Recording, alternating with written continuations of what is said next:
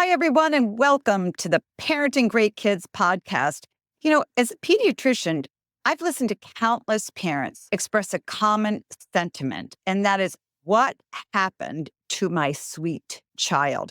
The challenges of raising a teenager can be bewildering, especially when it seems to appear overnight. The child you once knew transforms into a complex and sometimes unrecognizable individual.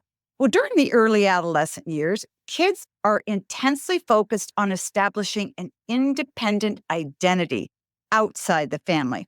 And while there are many reasons why teens act the way they do, the key to success lies in teaching them skills in emotional intelligence. Well, our guest today is the remarkable Dr. Melanie McNally, a leading voice in clinical psychology and teen mental health.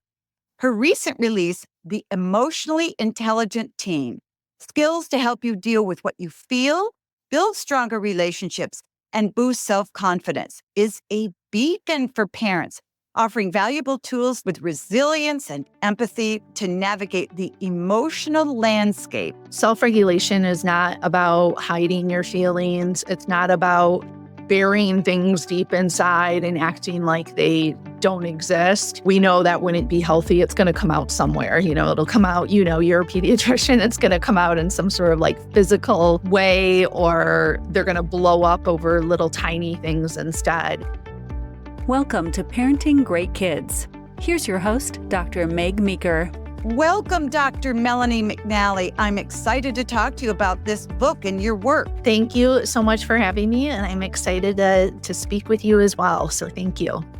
What is an emotionally intelligent teen? So emotional intelligence basically has three components. It has self-awareness, self-regulation, and interpersonal skills. Those are the three main pieces that make up emotional intelligence. So a teen who has high emotional intelligence, they're going to be aware of their feelings and their thoughts. They are going to be able to regulate themselves. So when they're dealing with really intense, hard emotions or adversities that they're facing, they're going to know how to calm themselves down to a certain extent. No teen is going to be perfect at this, but to a certain extent, they can regulate. And they're going to have decent interpersonal skills. They're going to know how to read social cues. They're going to know how to understand what other people might be thinking and feeling around them. They're going to understand what other people's perception is of them.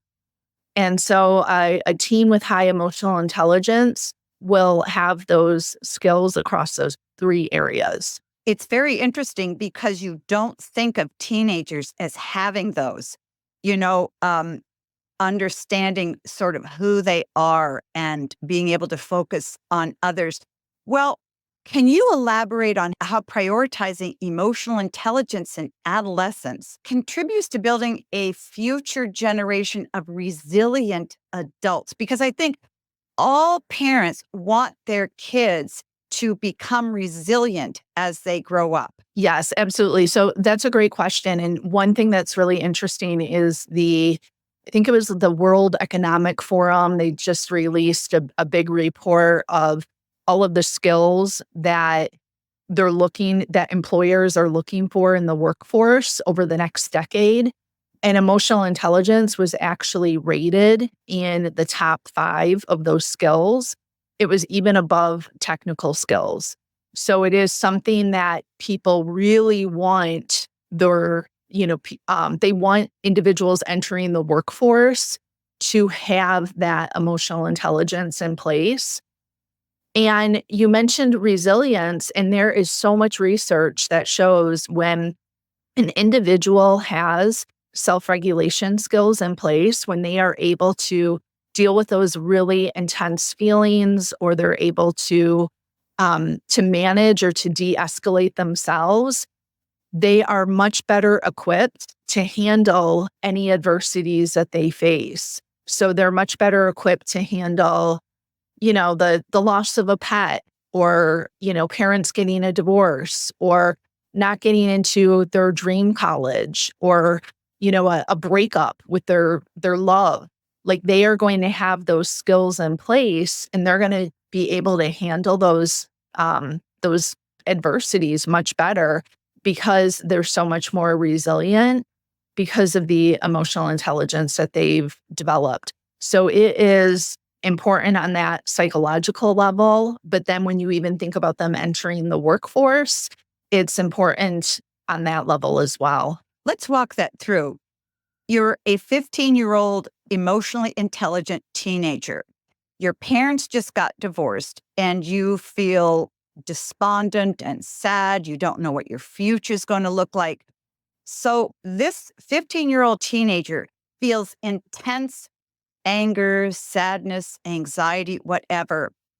What does he do with those feelings? Because when you talk about self-regulation, are you talking about kids shutting their feelings away or processing them in a certain manner? How would you coach a 15-year-old in that situation through in order to help them build more emotional intelligence? Yes. So, first of all, self-regulation is not about hiding your feelings. It's not about burying things deep inside and acting like they don't exist. That, we know that wouldn't be healthy. It's going to come out somewhere. It'll come out, you're a pediatrician. It's going to come out in some sort of like physical way, or they're going to blow up over little tiny things instead.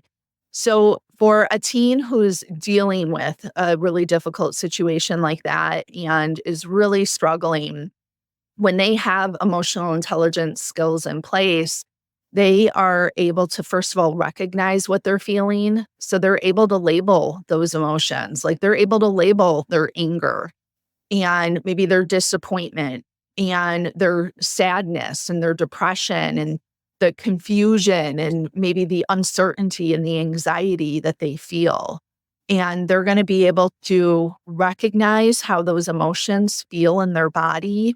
So they might recognize that, I'm so anxious right now and I'm having trouble sleeping because I'm so worried about my future. So they can make those kinds of connections to a certain extent. And then they're able to do something about it to decrease the intensity of those feelings. So they might decide that, I need to start journaling to deal with all of these intense feelings, or my anger is so strong, I'm going to really take it out on the soccer field and I'm going to get in some extra practices or some workout sessions because I know that's going to help me work through some of this anger. They're going to maybe talk to somebody about all of the different things that they're experiencing and feeling. They're going to choose some type of tool to help them regulate and to decrease the intensity of those feelings. And so when I'm working with a teen client and I'm helping them build emotional intelligence, that's a lot of what we're doing is figuring out what it is they're actually feeling, helping them label their emotions. And for some teens, that might mean looking at a feeling wheel to build their emotional vocabulary so that they're not relying on basic feeling words like sad or mad. We want to get a little bit more in depth with the types of vocabulary they're using around their emotions and helping them pinpoint. Maybe it's 3 emotions that they're feeling at the same time and helping them label them. And then deciding on what's a coping tool that's going to help decrease this intense feeling right now. Whether that's, like I mentioned, the journaling, or it could be exercise. It could be, I'm going to start going for walks every morning because I am feeling so anxious and tense, and going for a walk and, looking up at the sky or looking at all the buildings or the homes as I pass by. That's going to help to calm me down and ground me a bit. Do those emotionally intelligent teens need to know the root of the anger or sadness, or can they just identify the anger and move on from there? That is such a good question. And I get that question a lot because people oftentimes do think I have to get at the root cause. And that's not always the case. If you can, that can be really helpful. But sometimes that root, that root reason might be so deep that it's going to take a long time to figure out.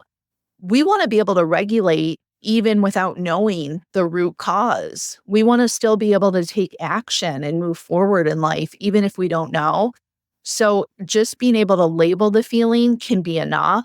And as, the teen is becoming more self-aware and they're learning and growing and evolving, they might still work on getting to the root cause of some of this intense anger along the way, but they can absolutely still learn self-regulation as they're going about it. Let's talk about relationships that teens have with parents and peers. Of course, we have the social media and the intricacies of peer dynamics, and these are challenges that you emphasize in your book. How can teenagers navigate the digital landscape and maintain emotional well-being and healthy relationships? Or can they? Yeah, I think it is possible, but I do think it is very challenging because, like you mentioned at the start of this, teens are at a developmental level where it's different than adults. When you and I go on social media, we are able to see things in a different way than a teen brain sees them. We are able to understand that this is a highlight reel and that people are deciding, they are curating what they are sharing. They're not necessarily putting the picture of themselves with the double chin on, online. They are deciding what image looks best in. And we can make that distinction, whereas a teen brain can't always make that distinction. So when they see that picture and they instantly go into comparison mode of, that person looks better than me, or they have more friends, or they're more popular, or they're doing so much more with their life.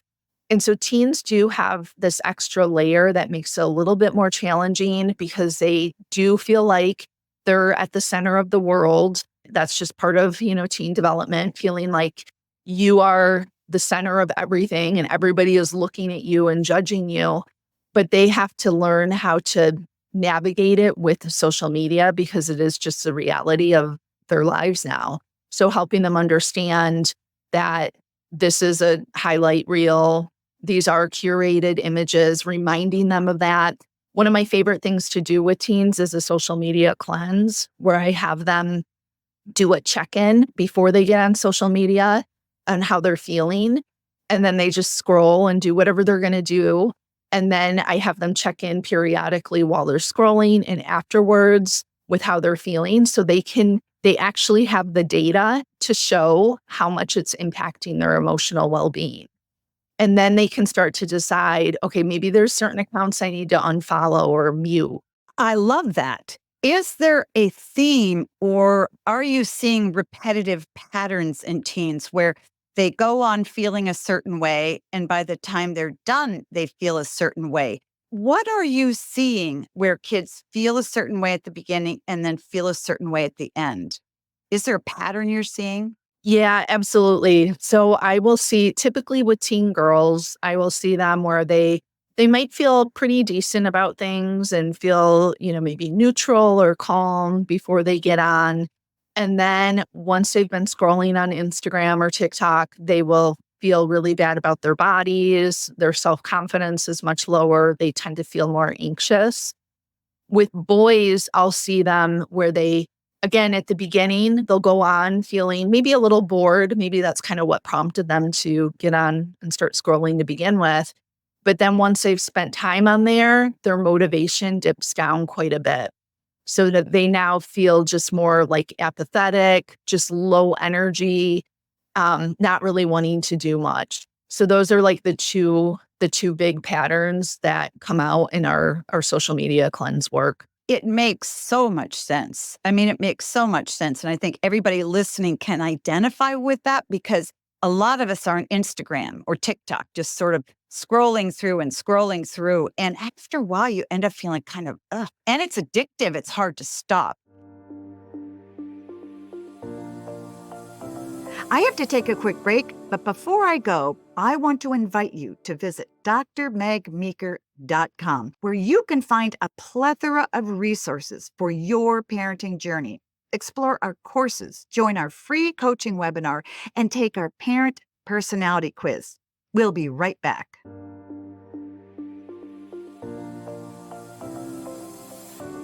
Let's talk about the post-pandemic loneliness that teens are struggling with.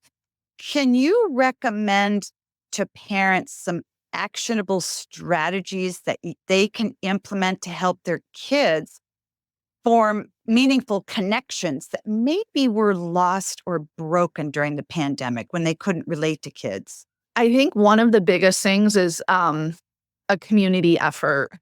Because one thing that I hear a lot is that teens today, they're texting and they prefer to text each other rather than hang out in person. And then when parents try and say like, okay, you need to have a friend over, and then the friend comes over, but then they're both just on their phones the whole time. And I will hear parents complain that I can't, I can't set these rules at my house because then no one wants to come over to our house if I say no phones when you come and hang out over here. So what I suggest is that parents kind of within a friend group try and connect and talk to each other about having just a communal rule where when they're hanging out in person, there's not going to be any devices. And so then that way it's equal across households and the friends, kind of know what to expect when they go and hang out with each other, because that really does make a difference. We want them getting that in-person connection. And then for the kids who don't necessarily have that solid of a friend group, or maybe, the parents don't have that kind of relationship, you can still set those rules at your house and explain to your teen why you want that in-person connection at home. And even if they go over to a friend's house, that you expect that they're going to not have their phone out, that they're going to turn it off. And again, explain why, because teens really like to know the reason why behind things. That does make a big difference, rather than it's just my rule, I said so. So if you can explain that and help them understand, most of the teens I work with will tell me they hate their phones. They completely feel addicted to their phones. They hate how much time they're spending on them. They want rules and structure around their phone use. They just can't implement that kind of structure themselves. They need help. And so if parents can step in and provide that structure and those rules, it's really, even if your teen complains, it is really what most of them want for themselves. They really, truly do. I have found the exact same thing. I have teens tell me, girls, about social media. I feel so much better when I don't go on, but I just end up going on and I don't know why. And I just can't get myself to stop. And most of them can feel that it's not very good and they don't like it, but they have a hard time just kind of stopping. They want someone to help them regulate it. Now, I want to turn the corner. You have a unique brain coaching program where you combine clinical psychology and counseling and hands-on work with teens and young adults. What is this approach and how does it differ from traditional methods of counseling? So I used to do therapy. That used to be my business 100%. I had a, brick and mortar private practice in the suburbs of Chicago for quite a while. And I was doing therapy, and even during the pandemic when everything was online, again, it was all therapy based. And I started getting a little frustrated with a couple of things around it. One is the fact that you can't have parents as involved as you want unless the teen is 100%, like they have to sign off on it, they have to give consent. And even then, there's a lot of limits. And I really wanted parental involvement because teens obviously don't exist in a vacuum. I really wanted parents to know what we're working on and how they could support them. So I was starting to get frustrated on that end. And then I also wanted more in between session support. I wanted to be able to provide teens with more, some texting and voice notes and, getting on calls in between sessions if necessary. So I started thinking about how that would work with coaching and how I would want to approach it, and decided that this was a really good fit where I can, I make sure at the beginning the teen knows that parents are going to get a, progress note after every session explaining like what we worked on and how they can support you. Parents get their own support sessions, as many as they want, so that they're really involved and they know what we're working on. And then on the teen side of things, it's very structured and goal oriented. So we're deciding like, this is what we're working on. If we're working on building self-confidence, let's break that down specifically what we're doing and how we're going to go about it. So they know the game plan, they know the roadmap. And then I can give them as much in between session support as they want. So we can text each other. I had a young adult the other day who was going out for his first job interview and was really anxious in the car right before heading in. So we were able to get on FaceTime, and I was able to help him regulate so that he could go into the job interview feeling less anxious. So I can do that kind of in between session support. And I just found that in those two major differences, it's been just leaps and bounds as far as the amount of transformation and the way that we're able to reach the goals that they're setting for themselves, and we're able to make progress so much more quickly. Let me see if I understand. When you do this coaching with a teenager and their parents, do the parents always know the weekly plan and what you're talking to the teen about, or are they just there sort of in the background? And how much involvement do you give a parent, and how much advice do you give the parent? Say the teenager's working on self-esteem and you give the teenager a plan and you're involved. What do you tell the parents to do, and how much do you let them know what's going on? Yes. So what I do is the teen knows that the parent is going to get an email after every session. So I generally meet with clients once a week. And so the parent will get that weekly email. And sometimes I'll even read this is what I'm going to include this week. And so the teen, if there's certain things that they don't want their parent to know, they know it's not going to go into the email. But it'll say, we're working on building their self-confidence. And this is what we did this week. We identified when they feel the lowest, we identified what happens in their body when they're feeling really bad about themselves. And we worked on changing self-talk. And so these are the things that they're going to practice saying to themselves when they're feeling really bad. And then I'll tell the parent, this is how you can support them. And it might be, give them a reminder before they head out the door of their self-talk statements. Or it might be something like, your teen is going to go outside their comfort zone this week. So check in with them and see how it went. I'll give them some specific guidance, but then I leave some wiggle room so that they can still navigate it on their own. I'm not necessarily giving the parent a verbatim script or anything like that, but it's this is what we're doing, and this is how you can kind of check in or give reminders or have a conversation around it. Which parent, assume they have a mother and a father who are involved, whether they're divorced or married and live with the kids, which parent in general more easily engages the teenager than the other? And does it matter to the teenager which parent engages more? Does matter to the teen, because they'll typically tell me, if they don't want a particular parent included on the email, or if there's, an issue with the parent, or maybe we're even working on improving communication between a specific parent. So they'll give me a heads up if they're struggling with one more than the other. But it is usually the mom who reaches out for the initial consultation to make sure that coaching's a good fit. I do include both parents on the email. And then but it is usually the mom that will email back with questions or feedback. But I do have some dads who are really involved and very active and will, email back as well. But I would say about 80% it's the mom.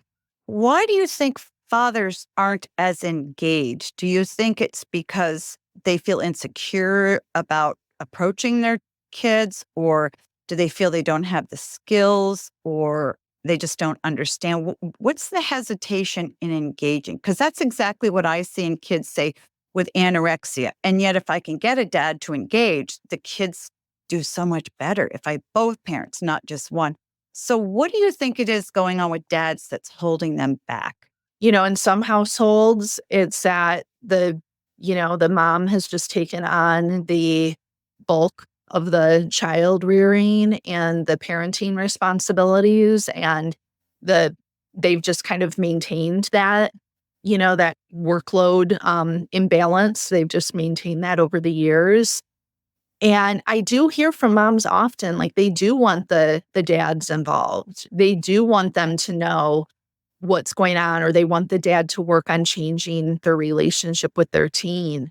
And they will, share, they'll try and even get the husband or the father to attend some of the parent support sessions so that he's, so that I'm meeting with him and he's a little more involved. And some dads will absolutely do that and some dads won't.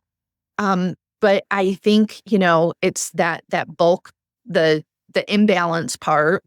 And then maybe what you touched on is that maybe there's kind of an insecurity around it where they don't feel great in their parenting skills and they don't know what to do. And maybe they don't like not knowing and they don't like admitting that they don't know what to do.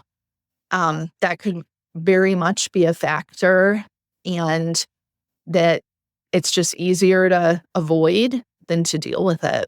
You often talk about in the book that thin line between kids being lazy and burned out. Now, those are opposite ends of the spectrum. So, how do you identify if your child is just being lazy and unmotivated and I don't want to do this and burned out? Oh, we're going to have to talk when my next book comes out in September, because my next book is Raising a Motivated Teen, and it's all about motivation and helping parents navigate a teen who appears unmotivated. So I think that when it comes to making that distinction between laziness and unmotivated, I think we do have to start by looking at the foundations. Like, we have to look at the foundational pieces first and foremost. So sleep, diet, exercise, and socialization. And we have to look at and see, is the teen getting enough fuel? Are they eating enough? Are they hydrated enough? Are they getting enough sleep each night? Are they moving their bodies every day? Are they engaged socially? And if the answer is no to any of those areas, we need to focus on that foundational piece first, because that's how we'll figure out, is this an energy issue, like a laziness issue, or is this more of a motivation issue? So we can get one of those foundational pieces in place. And then what I find often is that once sleep is taken care of, because most teens are not getting enough sleep, not even close. And once they start getting more sleep and better sleep, where like they don't have That's right. they don't have their phones in their room. And so they're actually like falling asleep easily. They're not looking at their phone in the middle of the night. Then we'll start to see that they have more motivation during the day. They have more energy. They're able to do things, they want to go off and do things. And then it just kind of erases that issue. It's no longer a problem. Boy, don't we feel that way? I'm a different person if I don't get much sleep. That's what my husband tells me. Anyway, you have a personal story, and that really lends some authenticity to what you're talking about. Would you be willing to talk about your struggle with anxiety and how that has shaped your perspective and methodologies with your teenagers? Yeah, absolutely. So just a quick background. So I grew up in a pretty dysfunctional home where my parents were emotionally and physically abusive, with each other and with the kids. And it was not a pleasant environment whatsoever. It was very, very stressful. And I was the youngest of four and felt like it was my duty to protect my mom from my dad. She was much smaller than him, and I felt like I needed to be there to intervene, when he would hit her because she needed somebody to push off. Physically and emotionally then.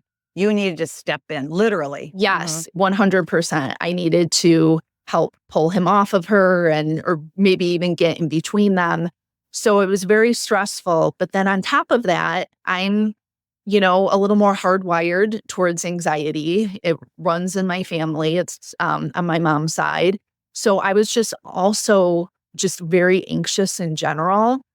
And I really struggled. And I was, constantly dealing with stomach aches and stomach issues.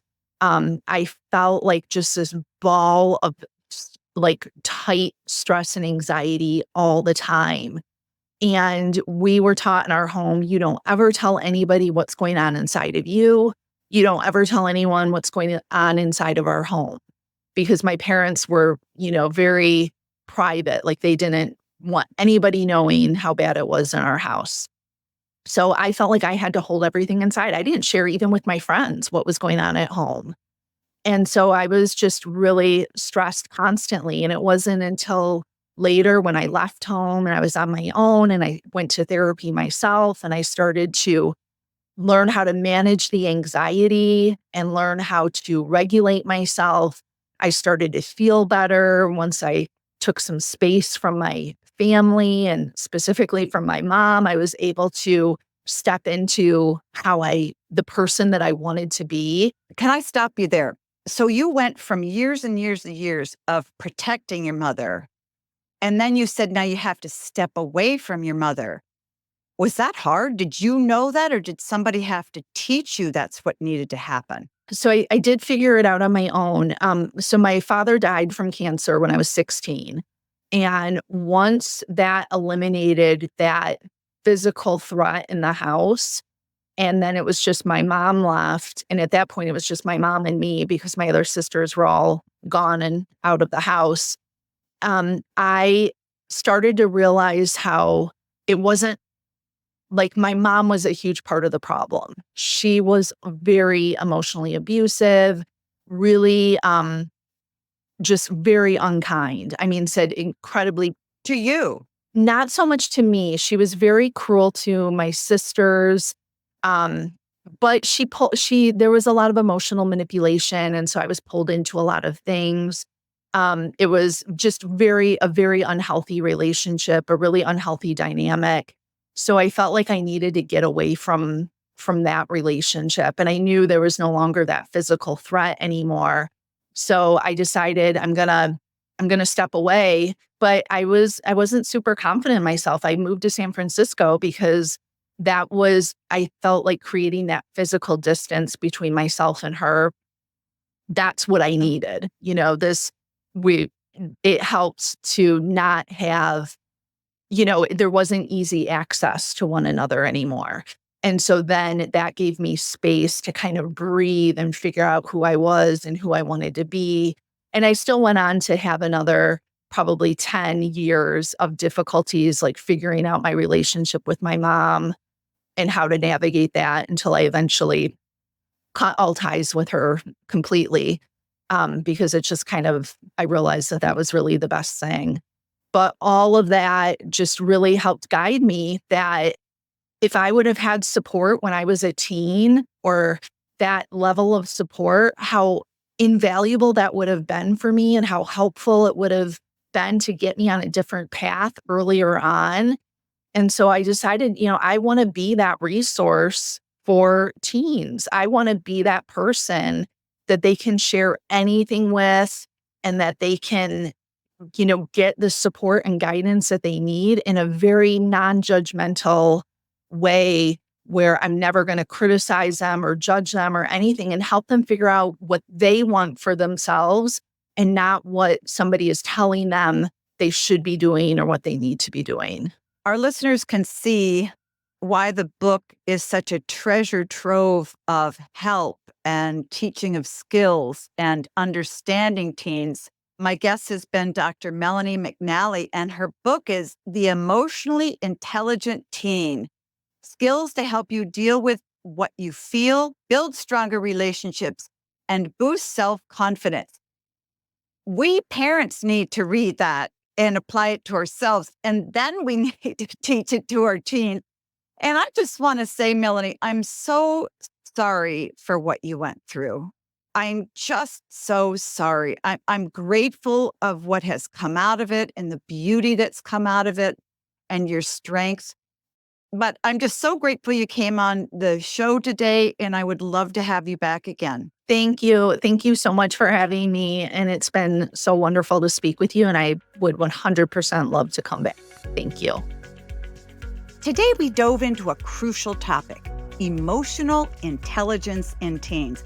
We talked about the big three: self-awareness, self-regulation, and those all-important interpersonal skills. Basically, it's about helping your teen become more resilient and ready for whatever life throws at them. As a pediatrician, here's my honest advice. Nurturing emotional intelligence in your teen isn't a walk in the park. It's downright tough. But you can start by encouraging them to explore their own emotions, helping them navigate the turbulent waters of adolescence with a better understanding of themselves. Then dive into empathy. It's not just a fancy word, it's a skill your teen needs to grasp.